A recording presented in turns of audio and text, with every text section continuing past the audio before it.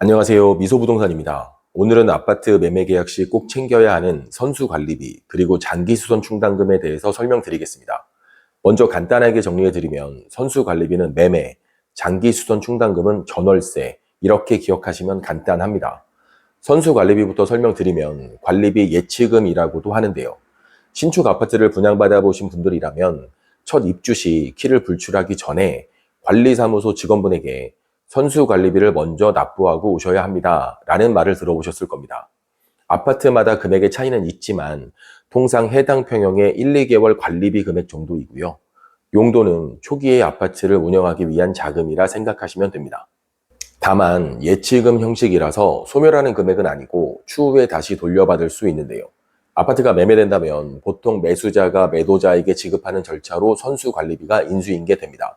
그러니까 매도자가 관리사무소에서 돌려받고 다시 매수자가 납부하는 번거로운 절차를 생략하는 겁니다. 간혹 계약서 작성 시 특약사항에 선수관리비에 관한 내용을 기재하지 않으면 분쟁이 일어나기도 하는데요. 하지만 계약서에 작성하던 작성하지 않던 당연히 인수인계해야 하는 금액입니다. 다음은 장기수선 충당금입니다. 처음에 정리해드린 대로 전월세 계약이 진행되어서 임차인이 거주하고 있는 경우라면 꼭 체크해야 하는 금액입니다. 건물의 수선 유지 보수를 위해 매달 관리사무소에 납부하는 금액인데요. 선수관리비는 처음 1회만 납부했지만 장기수선 충당금은 매달 납부해야 한다는 점이 가장 큰 차이점입니다. 관리비 고지서를 보시면 장기수선 충당금 명목으로 매달 돈이 빠져나가고 있는 걸 확인할 수 있습니다. 그리고 건물의 수선 유지 보수를 위한 금액이니 당연히 집주인에게 납부 의무가 있습니다. 하지만 임차인이 거주하고 있다면 관리비에 포함되어 있어서 임대인이 내야 할 장기수선 충당금을 임차인이 대신 내주고 있는 상황이니 임차인은 계약이 만료되면 현재까지 납부한 장기수선 충당금을 정산해서 임대인에게 돌려받으시면 됩니다. 지금은 임차인이 장기수선 충당금을 돌려받는 걸 당연하게 생각하실 수 있지만 실제로 10여 년 전만 해도 분쟁이 일어나는 경우가 꽤 많았습니다.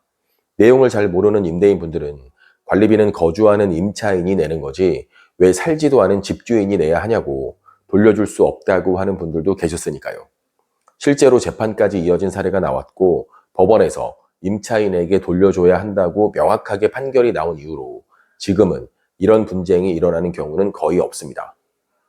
그럼 임차인이 거주하고 있는 아파트를 매매하는 경우라면 어떻게 해야 할까요? 집주인은 바뀌었지만 임차인은 그대로인 경우입니다.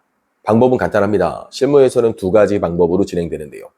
매매 잔금일까지 임차인이 납부한 장기수선 충당금을 정산해서 매도자가 매수자에게 인수인계하거나 임차인에게 현재까지 발생한 장기수선 충당금을 먼저 정산해 주는 방법으로 진행하기도 합니다.